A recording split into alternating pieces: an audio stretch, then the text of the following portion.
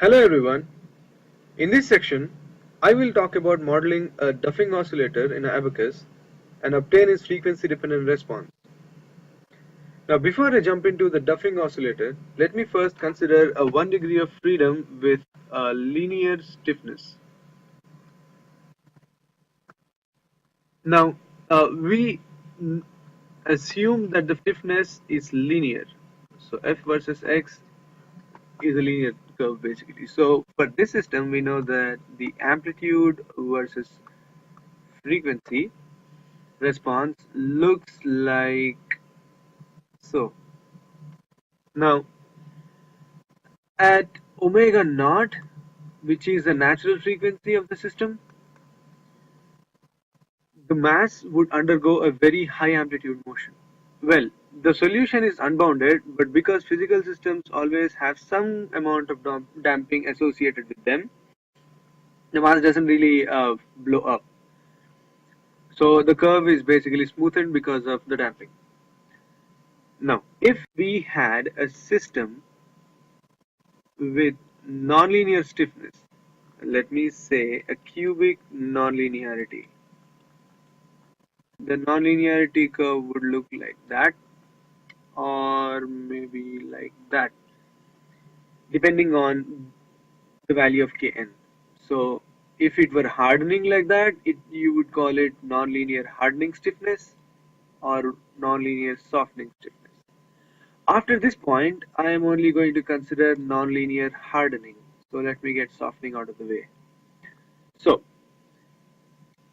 if I had a cubic nonlinear hardening stiffness, then the frequency response is given by omega equals omega naught plus 3 by 8 times Kn over omega naught into u square plus f square by 4 times u square omega naught square minus c square under root. Okay. So this mathematically it's a cubic equation, and hence for each omega you would have three values of u. If I had to plot it, then mathematically the solution looks like that. So in that region it says that if you were to excite the system with say that frequency, so if I drew a line to trace my solution, then it says that at that frequency the mass would oscillate at either that amplitude, or maybe that amplitude. So the mass would oscillate with one of these displacements. Mathematically that's okay, but what does it mean for a physical system? That is the profundity of the duffing oscillator. Let me redraw this part. That's cubic nonlinearity, hardening, then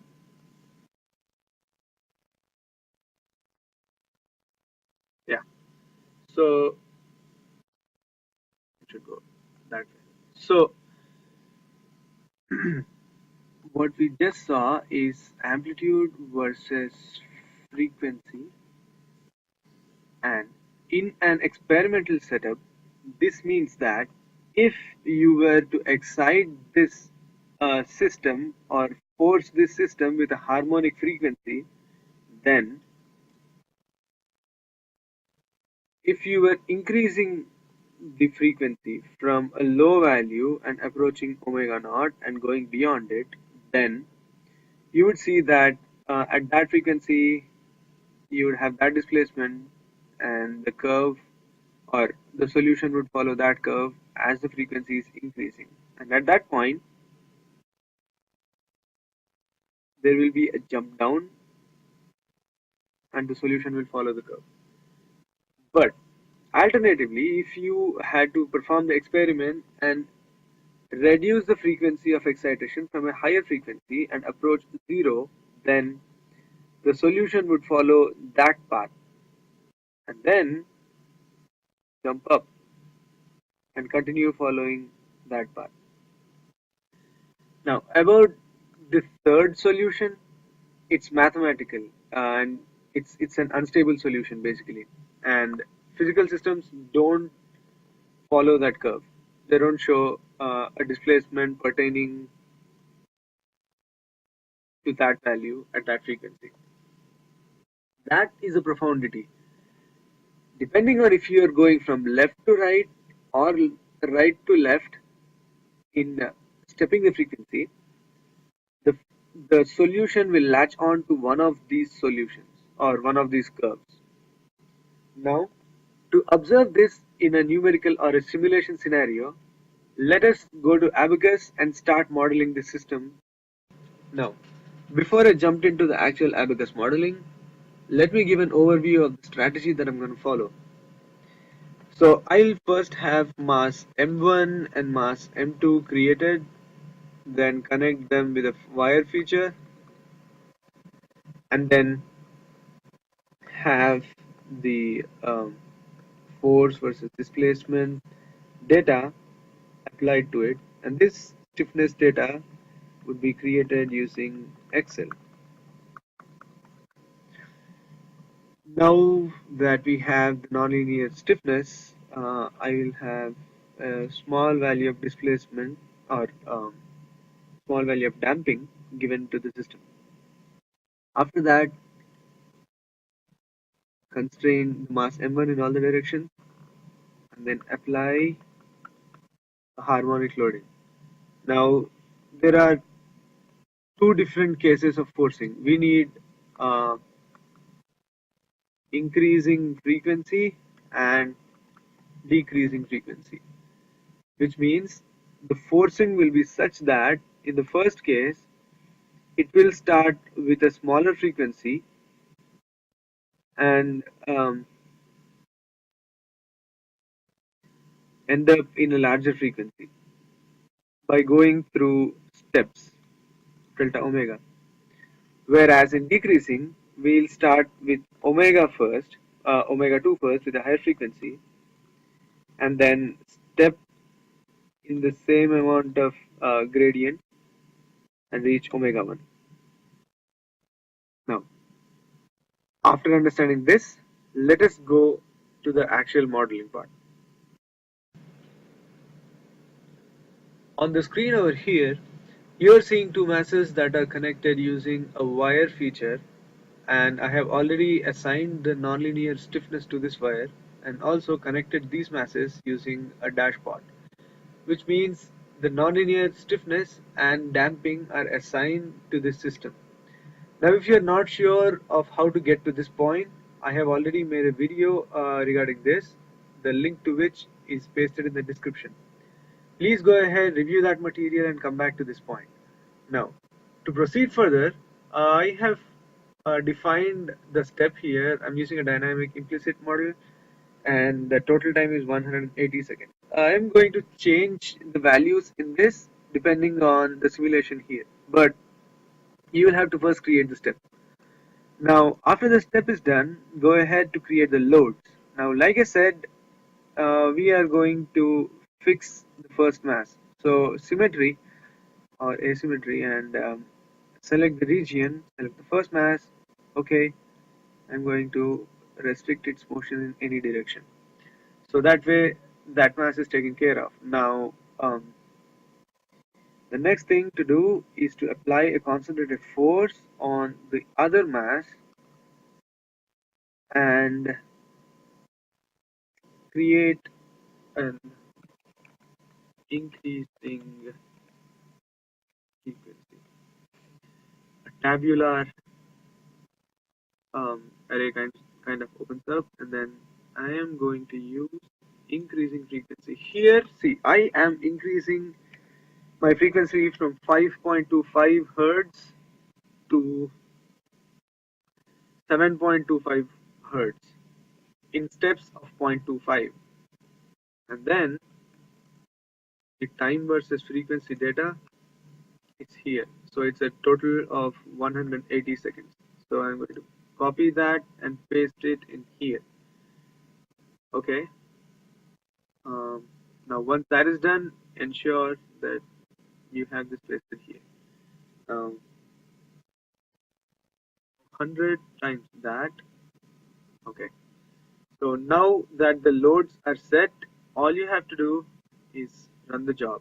Now, I'll create the job, call it duffing increasing frequency. Okay. And I'm going to create the input file. So at this point, now that the input file is ready, we will have to go ahead, make a few changes in the input file. And for that, let me first give you the system parameters that I used. So I had mass, K naught, and nonlinearity parameter C and F as 1, 1000, 100, and 1 and 200. So for this system, the frequency input or the frequency dependent input that I have for forcing was actually 4.25 hertz to 8.25 hertz in steps of 0.25, and I would hold each frequency for 20 seconds. Oh, 20 seconds, not 200. Which means I would go from at time t equal to 0, my forcing would go from, well, this is a timeline. So for 20 seconds, I'd go at 4.25 hertz, and after that, I'd go at 5 hertz, or no, 4.5 hertz, and then 4.75 hertz, and do that until I got to, this is 8 and 8.25. So 20 second, 20 second, 20 second.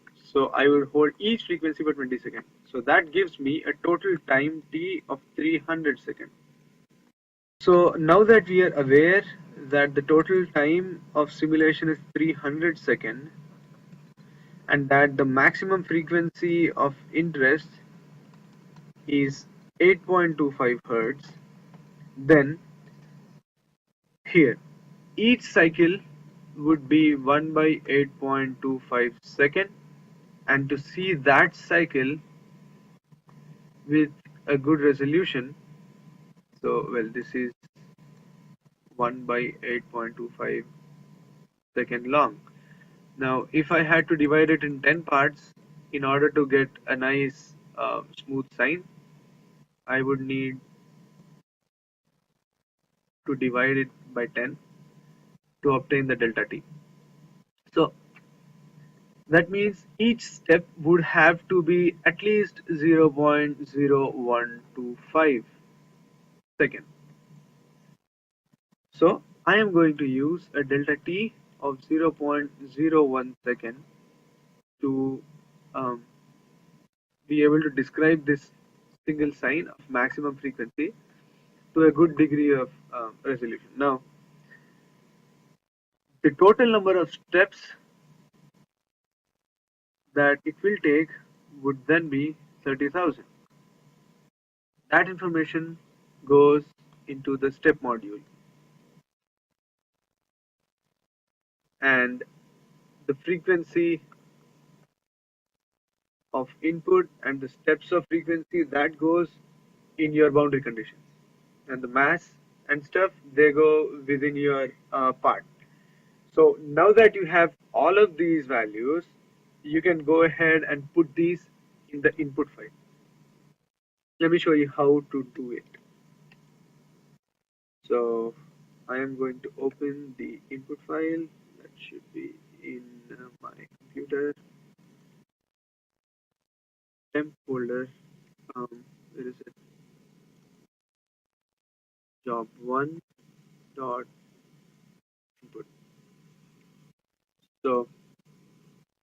Over here you will be able to change the mass, the damping and such parameters. And then here the increment. So here I have for 300 seconds 0.01 each increment, and so 30,000 increments. I think I have one more. Yeah. So, so once you have the input file also figured out, um, oh, wait a minute. Concentrated force, amplitude of 200 in the x direction. Yeah. So once you have those values figured out, you can save this file and then run the simulation. So once the simulation is complete, go ahead, open the ODB file, extract the displacement of the mass that was forced to oscillate, and in both the cases, you will end up with one set of displacement versus time plots.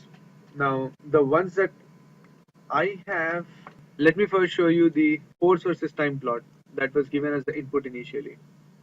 Here, you can see how the force frequency is varying from 4.75 Hertz to 8.25 Hertz in steps of 0.25, and how the amplitude is kept constant. Now, let me show you the output that I obtained. So here's the response of the mass for increasing frequency, and let me show you decreasing frequency together. There we go. So oh, yeah, so that's increasing and that's decreasing frequency. Now all you have to do is just take the frequency spectrum. In fact, you can tell how this is one branch, and mind you, this is opposite in time. So basically, as time starts 0, so this is the second branch of solution. You can tell that just by looking at the time plots, but let me go ahead and show you the frequency plots anyway. So you have the increasing solution here, the decreasing in red circles here, and the linear plot is also shown here, and that is analytical result. And then the analytical result for obtaining the response of duffing oscillator is a little finicky, I'd say, because you have to obtain three different solutions, and each of these solutions will be complex. So how I did it was basically I used MATLAB to get the theoretical solution, and once I did that, I plugged in the values and then put all the values in Excel, and then basically I separated three sets of values, and in each you will find a branch where there is only real values and no imaginary part to it. So I basically separated them out and plotted just these real values together. So that brings us to the end of this module on the duffing oscillator.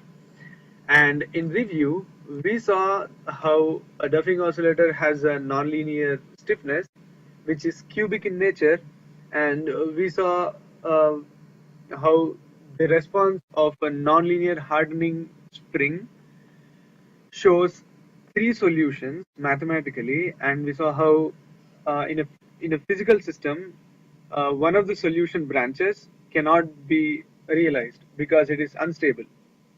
We also saw how we can obtain or go along the branches respectively by going either increasing or decreasing the frequency of forcing. Then we saw how to model the system in Abaqus, and we also saw how to model the system theoretically and plot its solution. Then we went ahead and finally plotted the solution for a linear and the nonlinear systems together and included the numerical solution from Abaqus. I am planning to make more videos on Abaqus and also on nonlinearities. So hang in there and thank you for watching.